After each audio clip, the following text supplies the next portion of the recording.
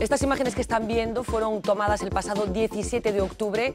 Aquel día decenas de personas, de inmigrantes subsaharianos, cruzaban la valla que separa Marruecos de Melilla. Hoy una imagen parecida se ha vuelto a producir con muchos menos inmigrantes. Es cierto, 40 personas trataron de saltar esa valla, tan solo 3 consiguieron su objetivo. Estos inmigrantes, como muchos otros antes, se encontraron no solo con la doble valla, sino con el cordón de cuchillas con el que España ha decidido proteger su frontera. Unas cuchillas, una valla en la que pasan cosas como estas.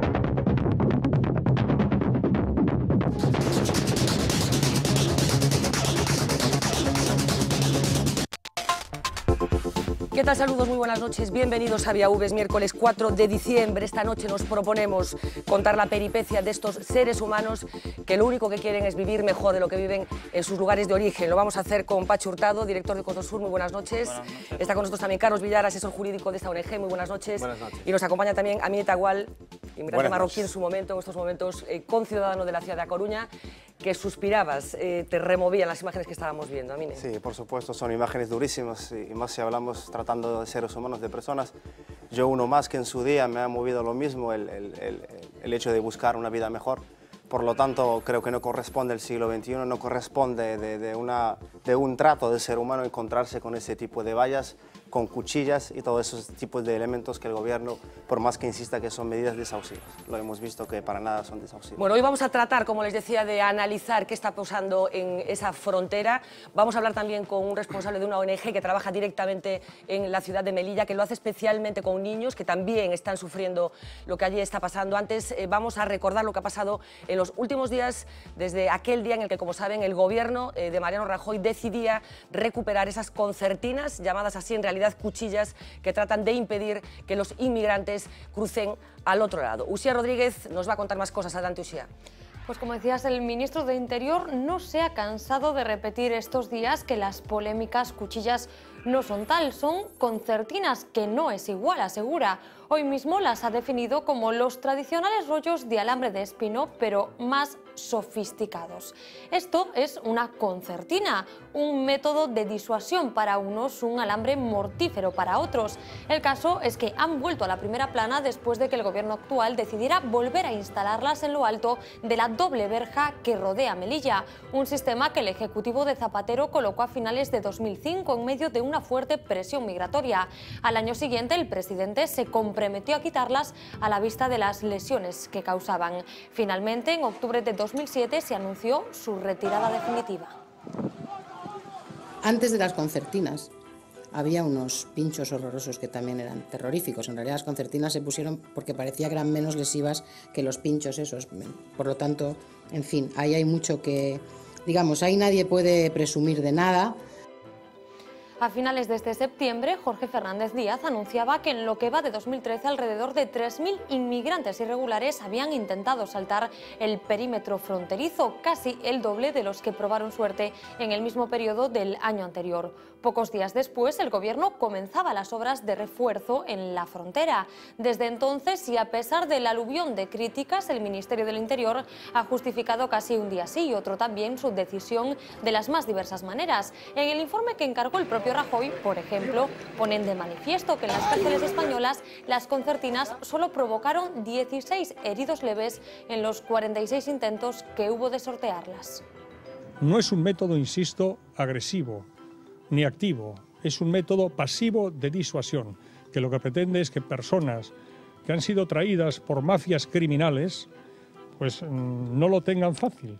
Produce erosiones leves, superficiales. Es mayor el riesgo que puede producir la caída desde la altura de 6 o 7 metros de una valla que el de intentar superar una concertina. Muy difícil de entender que esos elementos se puedan comprar y se compran por todo tipo de instituciones públicas y todo tipo de particulares para proteger, pues que en el caso de los particulares, que no se entran a propiedades privadas de manera ilegal y que el Estado no pueda utilizarlas.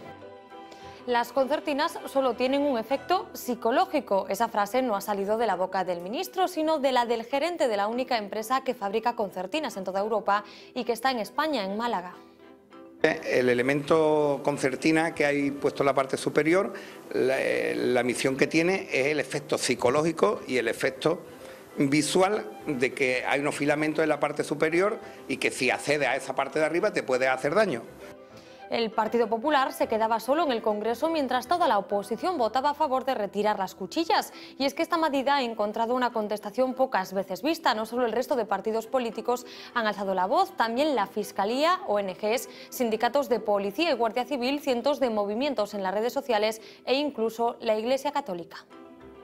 Las cuchillas cortan y es un sistema de protección de las fronteras inhumana. Yo las quité por esto, porque eran tremendas y eran inhumanas, y ya está, que lo quite. Entiendo que no es un proceder ajustado al derecho ni tampoco en términos de estricta humanidad.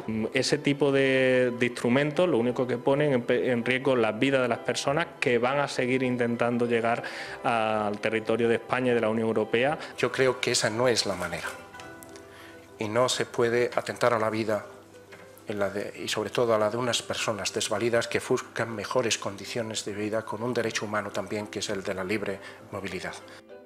También la Unión Europea ha broncado al gobierno. La comisaria de Interior anunciaba esta mañana desde Bruselas que pedirá explicaciones al ministro. J'ai lu sa dépêche, je vais m'entretenir avec le ministre espagnol pour comprendre tous les détails, mais je comprends que c'est quelque chose qui était déjà mené il y a plusieurs années, qui a été démonté, réinstallé. Was that it didn't hinder people from coming, just coming with injuries. And if that was true, then it's probably Es uno de los argumentos de Bruselas contra las concertinas. No evitan que la gente entre, solo les hieren.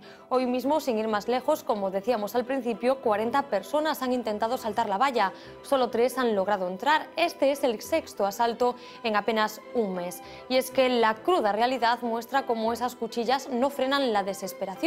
En los últimos 11 años y solo a través de Ceuta y Melilla, más de 28.000 inmigrantes han entrado en nuestro país.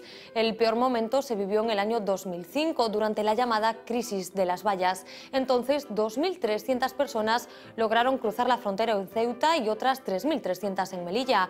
En esta última se registró el año pasado el mayor aluvión de inmigrantes desde ese año 2005. Y mientras, Fernanda, por ahora el Gobierno no parece tener la intención de dar marcha atrás. Pues muchísimas gracias, Susi Apache. ¿Para qué valen las concertinas? Desde las ONGs, ¿cómo calificáis esta decisión del Gobierno de Mariano Rajoy de recuperar esa medida? Ellos dicen que disuasoria, que ya había sido retirada por razones obvias. Hombre, es una medida totalmente desproporcionada. Entonces, no es una medida, evidentemente, no disuade a nadie.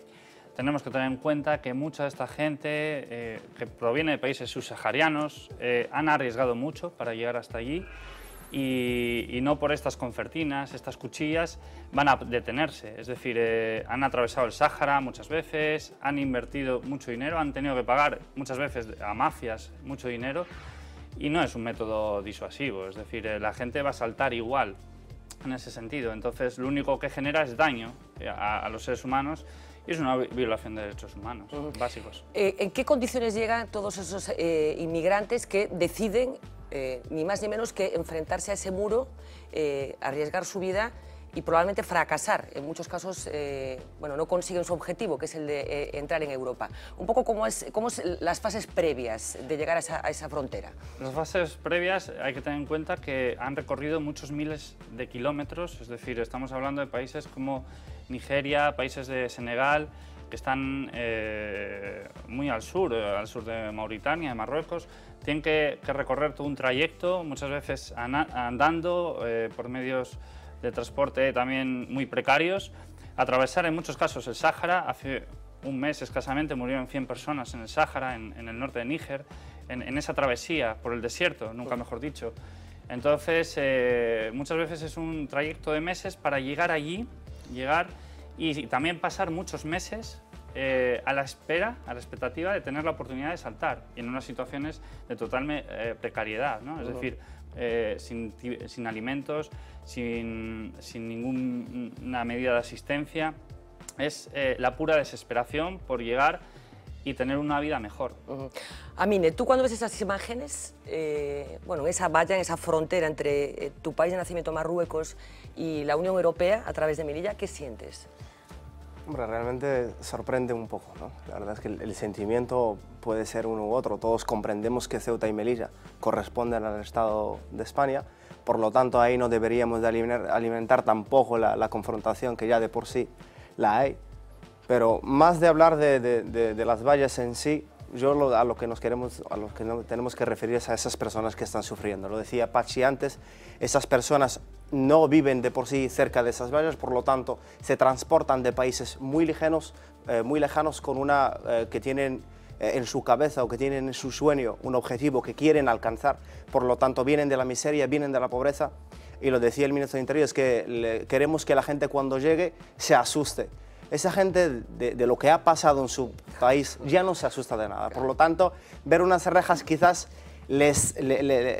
quizás se atrevan más, ¿no? Sí, porque es como el último paso, ¿no? Exactamente, ven unas rejas y dicen, bueno, pues me da igual cortarme, me da igual hacerme daño, si es que después del daño voy a tener el premio de ser pues, ciudadano europeo, español, por lo tanto podré comer, por lo tanto podré dormir en unas condiciones humanas, por lo tanto podré alimentarme, podré traer a mis hijos. Y eso el gobierno lo debería tomar más en serio. Estamos hablando de personas y estamos hablando sobre todo de un sentimiento que promueve, ¿no?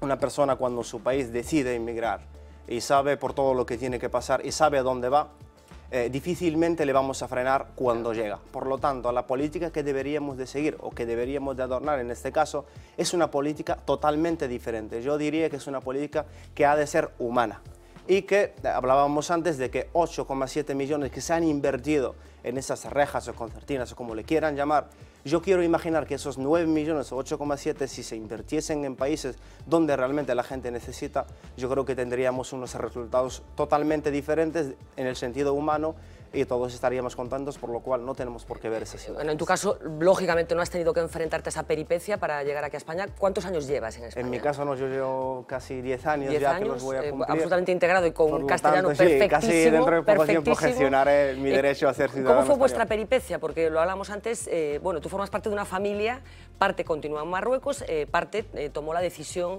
de emigrar, sí, como por otra parte hemos hecho los gallegos siempre. Sí, en mi familia, en el caso de mi familia, la decisión ha sido diferente, ¿no? Mis padres pues tenían su trabajo en Marruecos, por lo cual las expectativas eran de mejorar, quizá.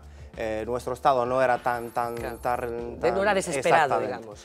Digamos que hemos emigrado para mejorar nuestras expectativas, por lo tanto no nos hemos tenido que enfrentar a eso.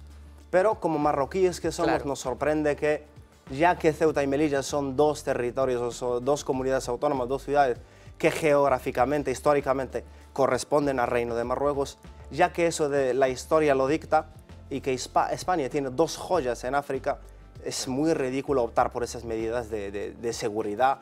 Y yo creo que España lo que debería de ver un poco es, ya que tenemos un territorio en África, no es la mejor manera de dar la bienvenida a gente que, bueno, digamos que es cercana desde... Vamos a hablar enseguida de cuáles deberían ser esas relaciones y cuáles podrían ser las soluciones, porque supongo que de lo que se trata, por lo menos para algunos, es de buscar una solución a esto, que esto no se siga repitiendo. Así que hemos visto muchas veces esa valla, esa doble valla, ese muro con esas concertinas, pero hay muchos otros elementos. Vamos a echar un poco la vista atrás y vamos a averiguar desde cuándo existe esa frontera tan agresiva para tratar de evitar que los seres humanos crucen de un lado al otro. Vamos a verlo. Ceuta y Melilla, una cuestión colonial sin resolver desde el siglo XV, pero para lo que nos ocupa un conflicto que nace en 1986, cuando España entra en la Comunidad Económica Europea. Estas dos localidades se convierten entonces en los únicos territorios de la futura Unión Europea en el continente africano. Dos fronteras que durante décadas han sido fluidas y que son para los inmigrantes africanos la manera de entrar en territorio europeo sin cruzar el mar. A principios de la década de los 90 no existía ningún elemento de contención. Fue en 1993, tras multiplicarse el flujo de sin papeles y con la advertencia de Bruselas, cuando se construyen las primeras vallas. En Melilla se construye un trazado de 12 kilómetros, rodeando todo el perímetro de la ciudad para separarla del territorio marroquí. Tenían en su origen 3 metros de altura. Son dos vallas paralelas con alambres de púas, separadas por algo más de 3 metros entre sí. En medio de ambas, una madeja de alambre. Un proceso similar se ejecuta en Ceuta, dos vallas de las mismas características que el ejército levanta en 1995. En este caso, su extensión se prolonga durante 8 kilómetros. El gobierno se gasta entonces para completar la obra más de 5.500 millones de pesetas.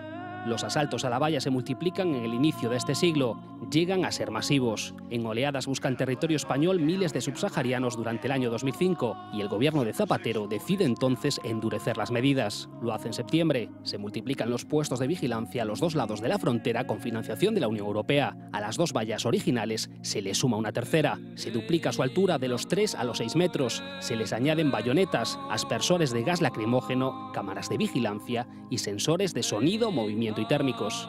Además, a las vallas se les instalan cuchillas como método de disuasión. Las organizaciones humanitarias ponen el grito en el cielo y las imágenes de las heridas provocadas por las cuchillas hacen que Zapatero se comprometa a retirarlas en 2006. Lo hace un año después, para sustituirlas por una sierga de acero tridimensional. Así se han mantenido estos últimos años, hasta este 2013, en el que el gobierno de Rajoy ha devuelto las cuchillas.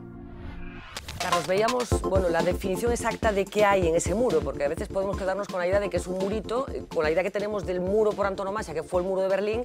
Claro, el tiempo ha pasado y la capacidad para ser malvados del ser humano se ha ido sofisticando. Cuando vemos ese gráfico en el que vemos exactamente qué hay, ¿qué conclusiones hay que sacar como especie, como ser humano? Bueno, básicamente la conclusión que hay que sacar a nivel general es que el hambre no lo para una valla, ¿no? Eso para empezar. Pero bueno, realmente lo que entra por esa valla o por la gente que intenta saltar es ni un 10%, ¿no? Entonces estamos siendo un poco... no sé muy bien cómo expresarlo, ¿no? Pero estamos siendo un poco alarmistas, ¿no?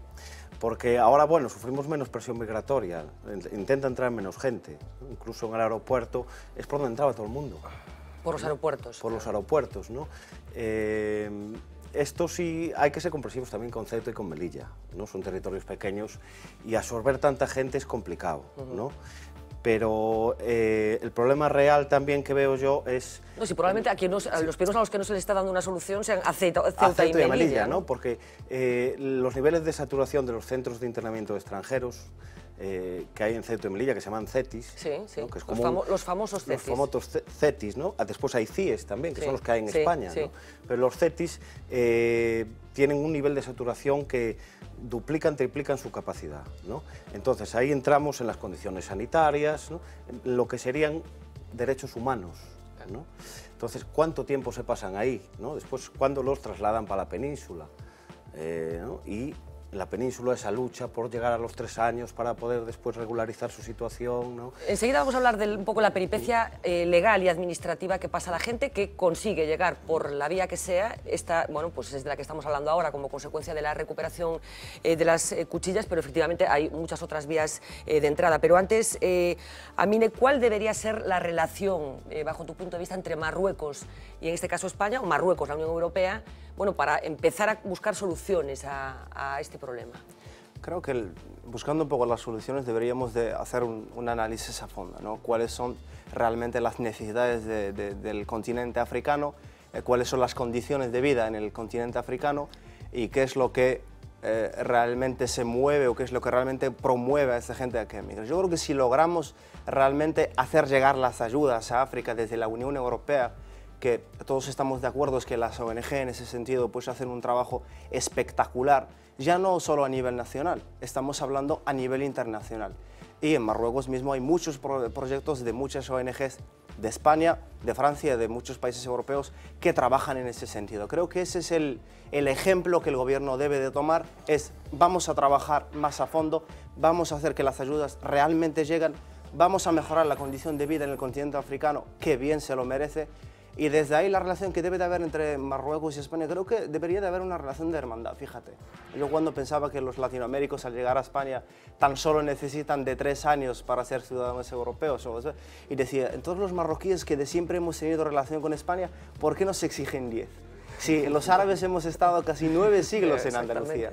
Yo creo que nosotros, los marroquíes, somos... No, bueno, éramos árabes aquí. Exactamente, y en Marruecos mismo... Que los árabes vinieron un ratito y después ya se marcharon. El llamado, el nombrado, la zona de Chamal, que es el sur de Marruecos, pues la gente tiene en sus características físicas, es muy parecida a la gente española. No hay más que verme a mí. Exactamente. Incluso, ¿no? Y ahí pues se emplea muchas palabras como nevera, como... Entonces, por lo cual, todo indica que entre Marruecos y España debería de haber una relación de hermandad y yo diría que yo eliminaría las vallas, las quitaría de por sí y empezaría pues a construir una relación humanamente más a fondo y que todos seamos personas y que quien quiera mejorar su vida, que bienvenido sea. Tú estás perfectamente instalado aquí, perfectamente adaptado, pero mantienes vínculos familiares y supongo que de amistad con Marruecos. ¿Qué percepción hay allí de lo que está pasando con respecto a la inmigración?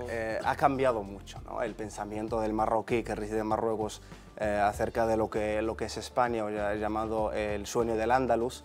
La gente realmente, pues, últimamente está llegando informaciones de que España, hay crisis.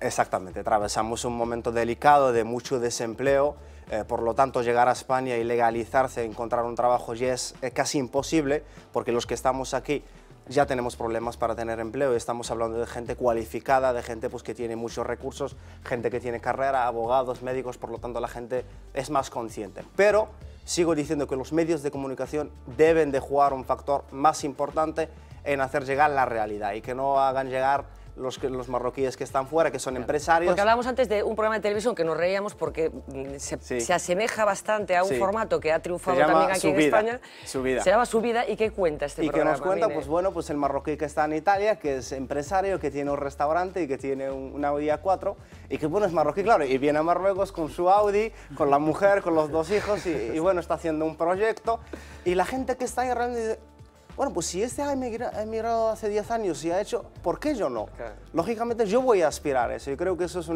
es una imagen confusa y la realidad hay que vivirla aquí. Día a día. Y saber lo que pasa. Decía que se parece mucho a otros formatos televisivos que triunfan aquí en España y que también nos dibujan pues una idea, yo creo que absolutamente confundida de lo que significa instalarse en otro país. Sí, nosotros hicimos el año pasado, rodamos en Senegal un corto documental basado un poco en la idea de que la emigración, hay una presión familiar también para que la gente emigre. O sea, muchas veces no es iniciativa de los propios jóvenes que emigran, esos subsaharianos, sino que sus familias les presionan porque conocen familias de su entorno que tienen personas que han emigrado, que aquí a lo mejor lo están pasando fatal, están en una situación de irregularidad, con órdenes de expulsión, pero ellos mandan lo poco que pueden, 100 euros aunque pasen hambre.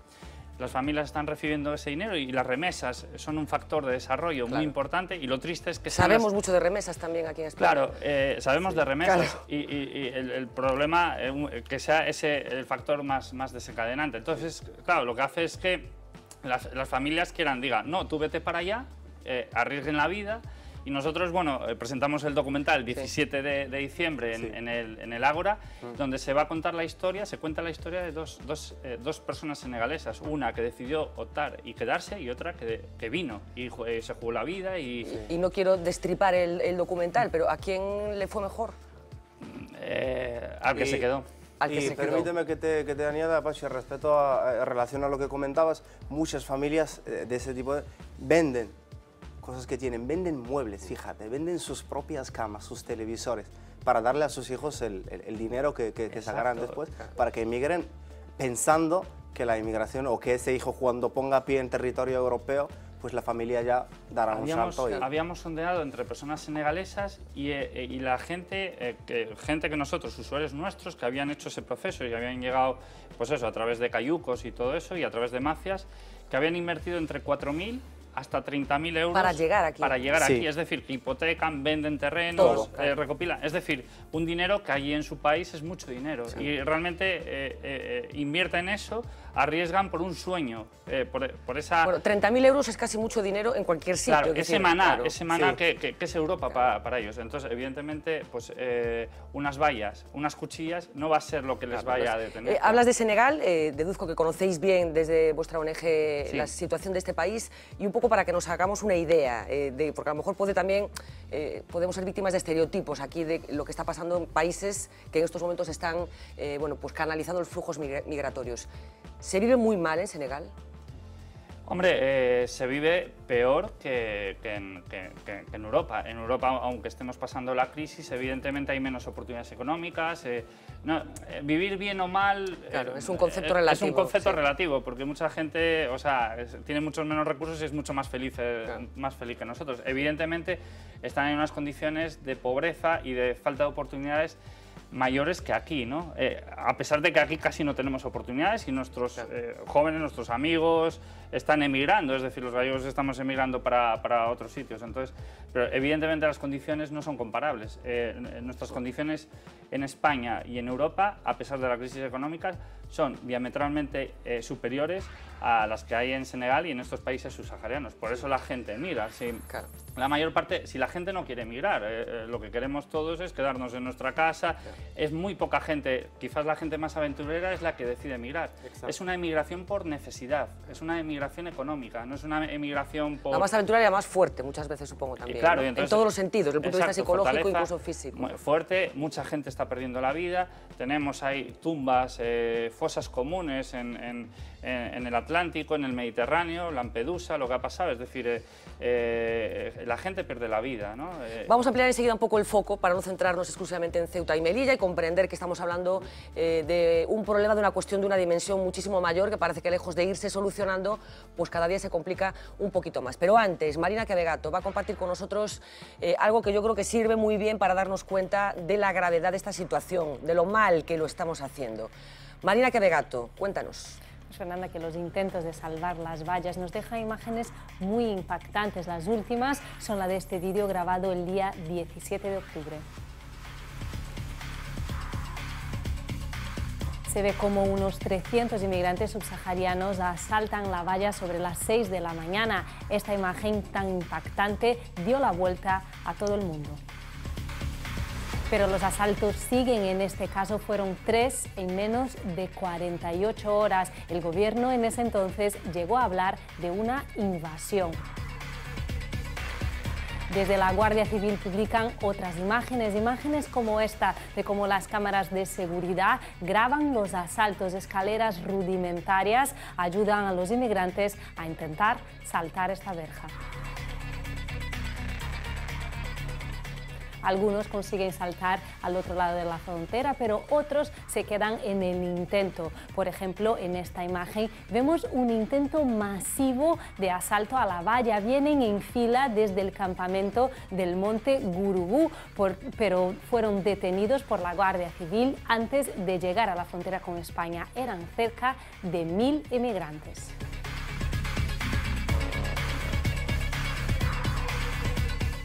En Melilla, la mayoría de los inmigrantes intentan entrar en territorio español saltando el muro y enfrentándose a las concertinas, pero hay más técnicas. Por ejemplo, esta, la de los coches kamikaze que cruzan la frontera.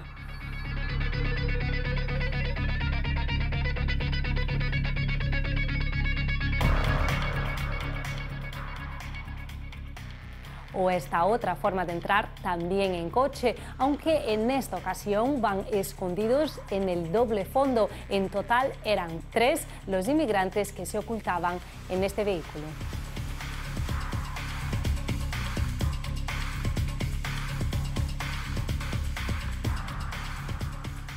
Imágenes impactantes y formas originales, todo para intentar, Fernanda, saltar la frontera. Bueno, imágenes que no indican nada más que una cosa, que es la desesperación de una persona por tratar de vivir mejor, nada más y nada menos, porque la verdad es que las imágenes hablan por sí solas.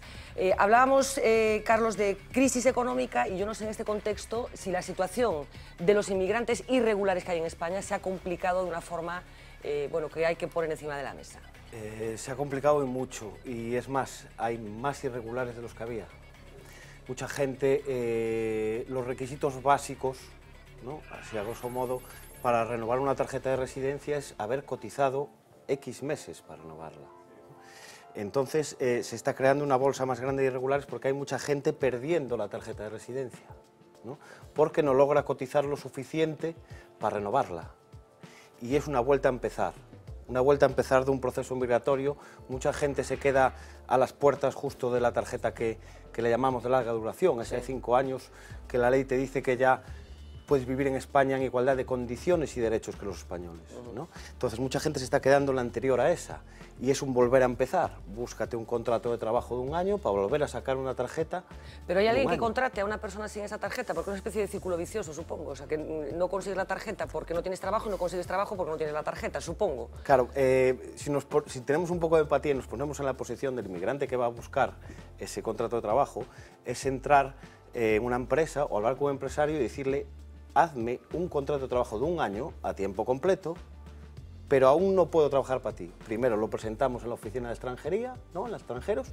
Si esta oficina de extranjeros lo aprueba, después sí que ya puedo trabajar para ti, ¿no? Si alguien necesita un trabajador, un empresario necesita un trabajador, no puede esperar 3 o 4 meses, ¿no? Pero 3 o 4 meses en Galicia. Si hablamos de Madrid, hablamos de 7. Si hablamos de Canarias, hablamos de 9, ¿no? Entonces se hace muy complicado convencer, ¿no?, esta gente, estos inmigrantes, a un empresario de que me hagas un trabajo de 1 año a tiempo completo o un contrato de trabajo para sacar una tarjeta y después veas cómo trabajo. ¿Cuántos inmigrantes irregulares se supone que hay en Galicia en estos momentos? No sé si hay datos que más o menos sean fiables. Caramba, vaya pregunta. Aproximadamente. Pues contando con que tenemos cuando un 4 o un 5% de población extranjera, o no sé, es un 5 y un 7, ¿no? Extracomunitaria es un 2%. Extracomunitaria un 2%, ¿no? Pienso que la mitad de eso por lo menos. O sea que estamos hablando de miles de personas. Unas 25.000 personas y... ¿Y cómo es el día a día de una persona que oficialmente no existe? Porque esta, para ser un poco bruta, es la situación de estas personas, ¿no? Supongo que no tienen ninguno de los derechos de ciudadanía que tenemos interiorizados los demás, ¿no? Efectivamente, el día a día es salir a buscar ese trabajo, el día a día es buscar comida. El día a día es... Por ejemplo, alquilar un piso, supongo que es un problema también. Alquilar un piso es un problema y hay unos abusos tremendos. Porque si la ley de arrendamientos urbanos te dice que para alquilar una vivienda tú puedes pedir 1 mes de fianza, a ellos les piden 6, 7 meses de fianza, ¿no? Fianza que la mayoría de las veces no se devuelve, ¿no? O seguros. O contratar, un aval, ¿no? Contratar un tipo de seguro y que, claro, para contratar un seguro bien sabemos que necesitamos de una tarjeta de residencia, por lo tanto ya no puedes... De la que careces, ya no puedes tampoco. Claro. ¿Qué banco te da un aval, ¿no?, sin tarjeta de residencia, sin trabajo, sin número de NIE de extranjero, porque ya no te abren la cuenta directamente, ¿no? Eso viene de Hacienda. Entonces, es un muro, 2, 3... ¿Y si se ponen enfermos? Si se ponen enfermos, como lleven menos de 6 meses en Galicia, ya no tienen derecho a la asistencia sanitaria. Si llevan 6 meses, a ver si tienen derecho a la asistencia sanitaria, ¿no? En el caso de toda esta gente que entra por la valla, normalmente vienen sin pasaporte. Precisamente, pues es una técnica que enseñan las mafias para que no los expulsen, ¿no?, para que España no los repatrien. Entonces, primero conseguir pasaporte, después empadronamiento, después acaban por no ir, ¿no? Acaban por no ir.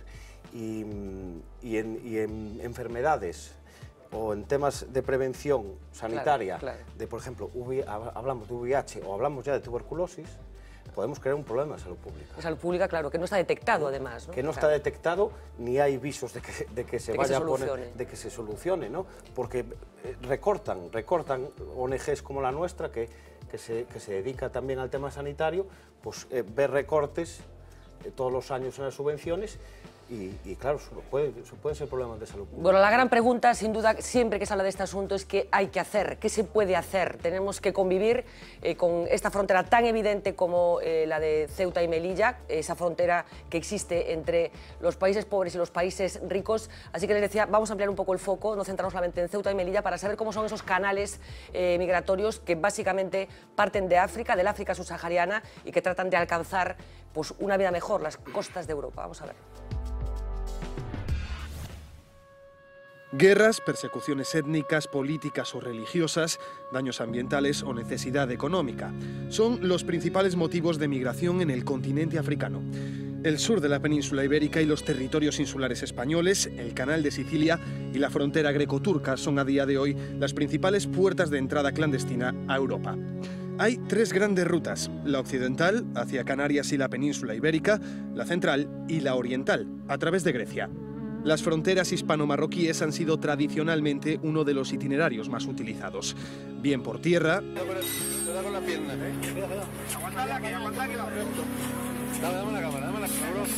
o por mar, cruzando el estrecho a bordo de embarcaciones precarias. Pero las rutas han ido variando con el aumento de la vigilancia en las fronteras a petición de España y Europa.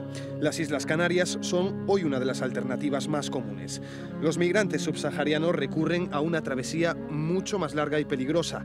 700 kilómetros de océano separan a Mauritania de las Canarias, un viaje que muchos no consiguen completar. Pero no solo Mauritania. Gambia, Guinea-Conakry o Guinea-Bissau son otros de los puertos de salida. La frontera greco-turca sigue siendo a día de hoy la primera entrada de inmigración a Europa, pero el aumento de los controles en la ruta oriental ha hecho que los inmigrantes opten por el Mediterráneo central. Chipre y sobre todo Italia, convirtiendo a la isla de Lampedusa en un enclave estratégico a medio camino entre ambos continentes. Más aún tras el estallido de la primavera árabe, que ha incrementado exponencialmente el número de exiliados políticos. Se calcula que desde 1990 hasta principios de este año, 8.000 personas se han dejado la vida en las aguas del Canal de Sicilia. Son los principales circuitos que existen en la actualidad. La necesidad ha hecho que a día de hoy cerca del 50% de los que se embarcan en estas travesías a vida o muerte sean mujeres. Un fenómeno, el de la inmigración en constante evolución, que si ni los territorios más inhóspitos del planeta han conseguido frenar, difícilmente podrá detener una valla. Pachi, la gran pregunta, ¿qué hay que hacer? ¿Tiene solución esto? Solución, la primera es retirar esos métodos desproporcionados, ¿no? en la frontera. La solución, sobre todo, requiere voluntad política. Estamos en Europa y aparecía bien en el vídeo, es decir, la cosa ha cambiado cuando entramos en la Unión, bueno, en la Comunidad Económica Europea y después se creó la Unión Europea y el espacio Schengen. Evidentemente no es una solución de un único país, en este caso España, sino es una solución que tienen que tomar todos los países de la Unión Europea, que son 28 en estos momentos, y sobre todo los países del espacio Schengen.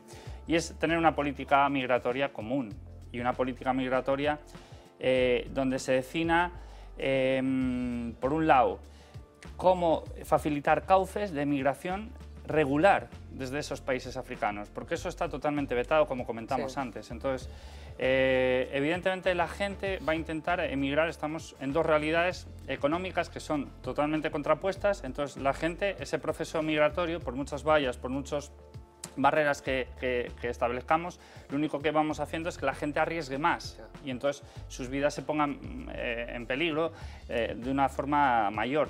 Entonces, lo que tenemos que intentar es generar cauces de migración regular. Una emigración que, por otro lado, la Unión Europea y todos los informes a futuro, a 2020 y 2030, establecen que se necesitan inmigrantes. Hay informes que hablan de que Europa necesita... Claro, porque hablamos de esa paradoja. Hoy mismo han salido datos de natalidad y, como siempre, vuelven a ser espeluznantes desde el punto de vista de los intereses locales. El caso de Galicia, batiendo récords como siempre, creo que son 6.000 el número de personas que murieron por encima de las que nacieron el primer semestre. Y va a haber necesidades laborales, se van a generar necesidades laborales que van a tener que ser cubiertas por las personas inmigrantes. Entonces, se habla de 11 millones de inmigrantes que se van a necesitar antes de 2020. en toda Europa. Entonces lo que proponemos es que organicemos esto, ¿no? Que organicemos esto, que no generemos bolsas de exclusión, como antes comentaba Carlos, el gran problema y la irregularidad. Gente que está en disposición de trabajar y que se le dificulta. Un empresario no va a esperar 3 meses por una persona para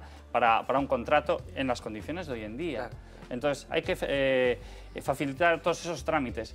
Y el otro cauce es cooperar con los países de origen y una cooperación real, una cooperación que trabaje en generar oportunidades para que la gente también decida quedarse en sus países y que existan proyectos. Claro, estamos en una situación que la cooperación internacional está disminuyendo. Europa y Como España, consecuencia de la crisis, claro, se han retrotraído. Entonces, evidentemente, eso hace que se paralicen muchos proyectos de cooperación y eso hace que, claro, en muchas de las zonas donde se estaba trabajando se generen menos oportunidades para la población local y muchos de ellos decidan también iniciar ese proceso. Y esta cuestión, porque estamos hablando de derechos humanos, ¿ocupa el lugar que se merece en la agenda de los políticos europeos o se ha renunciado? ¿Se ha decidido que la alternativa o que lo que hay que hacer es levantar muros, en el sentido casi filosófico de la palabra?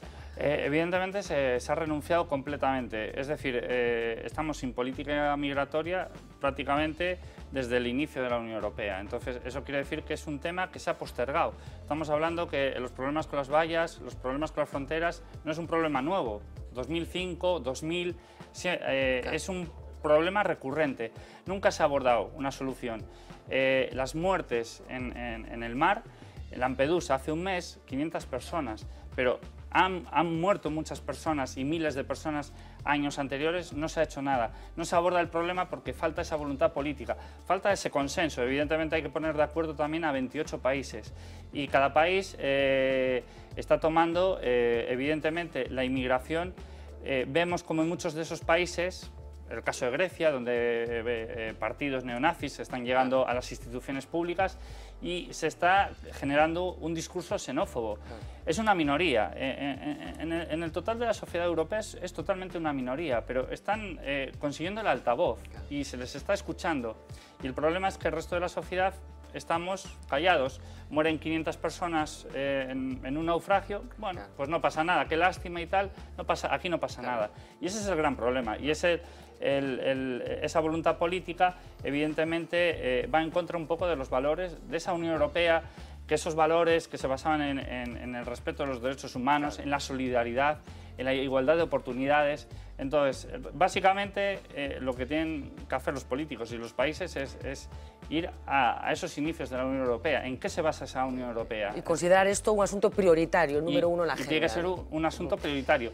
Soluciones, no hay nada que inventarse. Si realmente están puestas sobre la mesa todas las soluciones y todas las soluciones son viables, habiendo esa voluntad política para establecer esas soluciones. Evidentemente, también en tiempos de crisis, el discurso xenófobo es mucho más fácil. Es decir, culpar de la crisis a las personas inmigrantes y mostrarse duros con la inmigración. Esto es un proceso que pasa en todos los países del mundo. ¿Hay algún ejemplo de algún territorio que haya sabido resolver de una forma adecuada un problema similar, aunque no sea de la misma envergadura, pero bueno, un país que estuviera al lado de otro? ¿Hay algún ejemplo que las ONGs que trabajáis en esto consideréis que puede ser tomado como referencia? No existe un ejemplo en sí porque realmente donde mayor problema está habiendo está siendo en ese choque de países donde a un país vecino es muy pobre y un país... Pasa con México y Estados Unidos, de alguna manera. México y Estados también. Unidos. Entonces, esas diferencias se dan en donde existen esos choques y realmente no existe una política, es decir, la política que está aplicando España, Italia, Grecia, que son países fronterizos, ¿no? Evidentemente no es una política que sea la correcta en estos momentos. La política de Estados Unidos tiene su problema migratorio y tienen ahí ese problema también de 11 millones de inmigrantes en situación irregular y bueno, está con la ley esta que están discutiendo y llevan también muchos años. Es decir, no existe un ejemplo. Evidentemente existen partes que se pueden tomar de los diferentes países. Por ejemplo, en temas de asilo, que es uno de los problemas, es decir, y con el problema de Siria, los refugiados, 3 millones de refugiados de Siria, que intentan escapar de esa situación, intentan entrar en Europa y vienen por estos medios, por barcos, por fronteras, arriesgando la vida. Los países, y bueno, Carlos puede comentar, es decir, están cerrando el tema del asilo. Normalmente existe una diferencia entre la sensibilidad hacia ser más abiertos a conceder los asilos con países del norte de Europa a países del sur de Europa. Los países del sur de Europa suelen ser muy reticentes a conceder esos asilos. Norte de Europa son... pero claro, el norte de Europa no tiene esa frontera natural. No tiene la presión que están recibiendo los del sur.